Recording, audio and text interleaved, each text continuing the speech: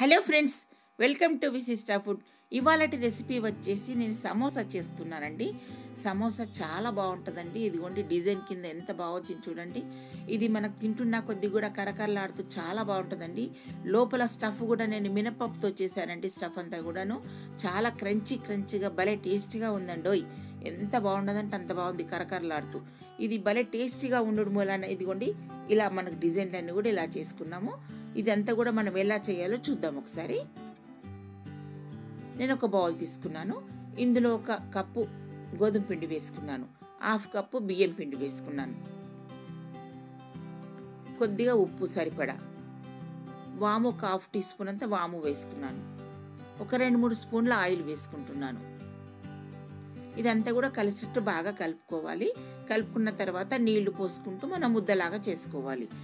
ఇలా ముద్దలాగా చేసుకున్న తర్వాత ఇదిగో చూడండి, ఇది ముద్దలాగా అయిపోయింది కదా. ఈ విధంగా ఉండాలి. ఒక హాఫ్ అన్ అవర్ వరకు మనం పక్కన పెట్టేసుకుని ఉంచుకుందాం. ఇక మిక్సీ జార్ తీసుకున్నానండి.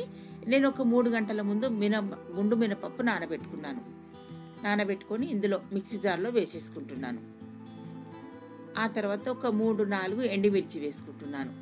ఇందులో ఎండుమిర్చి కూడా ఇందులోనే వేసుకొని మిక్సీ పట్టుకున్నాను. ఆ తర్వాత ఒక 2 స్పూన్ల నెయ్యి వేసుకొని బౌల్లో, ఇదిగోండి ఇక్కడ ప్యాన్లో, చిన్న ప్యాన్లో నెయ్యి వేసుకొని ఇప్పుడు ఇందాక మనం మిక్సీ పట్టుకుంటుంది కదా మినపప్పు, ఇదంతా కూడా ఇందులో వేసేసుకోవాలి. వేసేసుకొని బాగా కలుపుతుండాలి. ఇదిగోండి అడుగంటుతుంటుంది. జాగ్రత్తగా ఒక 10 మినిట్స్ వరకు లో ఫ్లేమ్లో పెట్టుకొని మనం చక్కగా వేయించుకోవాలి. ఇదంతా పొడిలాడుతూ రావాలి. ఇదిగోండి ఇలా ఒక 10 మినిట్స్ వరకు టైం పడుతుందండి. ఎందుకంటే ఇదంతా పొడిలాడుతూ రావాలి కదా, అందుకోసం లో ఫ్లేమ్లో పెట్టుకొని నెమ్మదిగా వేయించుకోవాలి. ఇందులో ధనియాలు కచ్చాపక్క దంచినవి వేసుకున్నాను. ఆ తర్వాత సోంపు కూడా కచ్చాపక్క దంచింది వేసుకున్నాను. కాస్త ఉప్పు కూడా వేసుకుంటున్నాను ఇందులో. ఇదంతా పొడిలాడుతూ చక్కగా వచ్చింది కదా. ఈ స్టఫ్ అంతా కూడా మనకు రెడీ అయిపోయినట్టేనండి. ఇక పక్కన పెట్టేసుకుందాము. ఇక సమోసా ఎలా తయారు చేయాలో చూద్దాం. పీట పైన కొంచెం ఆయిల్ వేసుకున్నాను. వేసుకొని ఇలా మనకు ఇది చపాతీలాగా పొడువుగా అనుకోవాలి. ఇదంతా కూడా పొడువుగా ఇలా అనుకున్న తర్వాత పీట కొంచెం ఆయిల్ పెట్టుకుంటేనే మనకు చక్కగా వస్తుందండి. ఇదిగోండి ఇటువైపు అటువైపు చివర్లు కట్ చేసుకోవాలి. కట్ చేసుకున్న తర్వాత ఇదంతా సైడ్ని తీసేసుకోవాలి.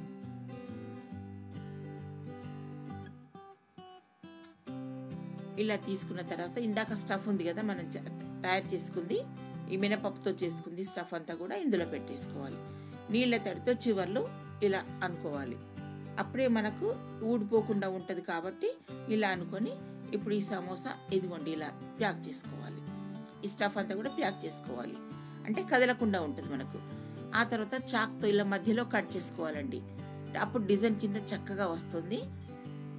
చివరి దాకా కట్ చేయొద్దు, మధ్యలోనే కట్ చేసుకోవాలి. ఇక్కడ కూడా నీళ్ళ తడితో ఇలా అనుకోవాలి. అనుకున్నప్పుడు మనకు అది ఊడకుండా ఉంటుంది. ఇప్పుడు ఈ సమోసా కూడా ఇదిగోండి ఈ డిజైన్ ఇలా చేసుకోవాలి. చేసుకున్న తర్వాత నెమ్మదిగా తీసుకోవాలండి. ఇదిగోండి ఇలా తీసుకున్న తర్వాత ఇప్పుడు ఇలా ఫోల్డింగ్ చేసుకోవాలి. అప్పుడు డిజైన్ కింద చక్కగా వస్తుందండి. ఎంత బాగా వచ్చింది చూడండి. ఇంకొకటి కూడా చూపిస్తున్నాను చూడండి. ఇలా సమోసా అనేది ఇలా సన్నగా పొడుగుగా చేసుకోవాలి. చేసుకున్న తర్వాత చాక్తో అటువైపు ఇటువైపు చివర్లు కట్ చేసుకోవాలి.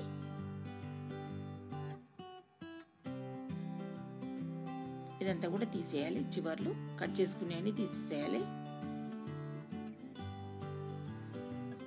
ఇప్పుడు ఇందాక మనం స్టఫ్ అంతా ఉంది కదా మధ్యలో పెట్టేసుకోవాలి.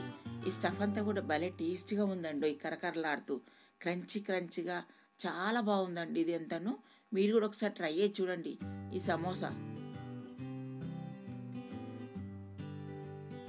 ఇదిగోండి ఇలా ప్యాక్ చేసుకోవాలి.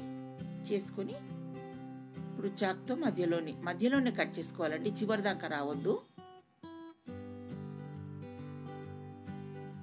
ఇలా చేసుకున్న తర్వాత మనకు ఆయిల్లో వేయించుకున్నప్పుడు చక్కగా వస్తుందండి డిజైన్ అంతా. ఈ నీళ్ళ తడితో ఇలా అనుకోవాలి.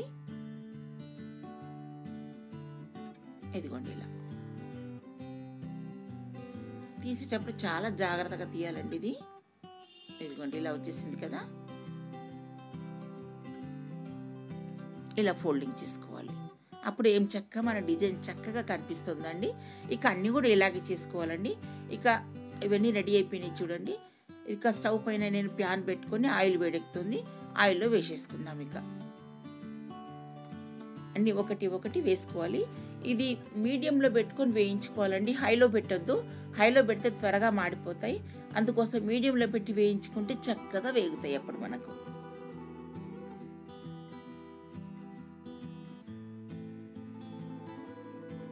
ఇదిగోండి ఇలా ఇటు ఇటు తిప్పుతూ రెండు వైపులా తిప్పుతూ కాల్చుకోవాలి మనం అదంతాను.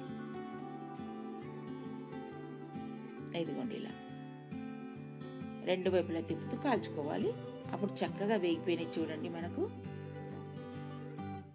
ఇటువైపు అటువైపు తిప్పుతూ వేయించుకుంటే మనకు లోపల కూడా స్టఫ్ అంతా కూడా బాగా వస్తుంది. క్రంచీ క్రంచీగా చాలా బాగుంటుందండి. ఇదిగోండి సమోసా మనకు రెడీ అయిపోయినట్టే. ఇక ప్లేట్లోకి తీసేసుకుందాం. చూడండి ఎంత బాగా వచ్చిందో. మీరు కూడా ఒకసారి ట్రై చేసి చూడండి. ఈజీగా ఒక 10 మినిట్స్లో చేసుకోవచ్చు అండి సమోసా అనేది. మనకు డిజైన్ కింద చాలా బాగా వచ్చింది కదా.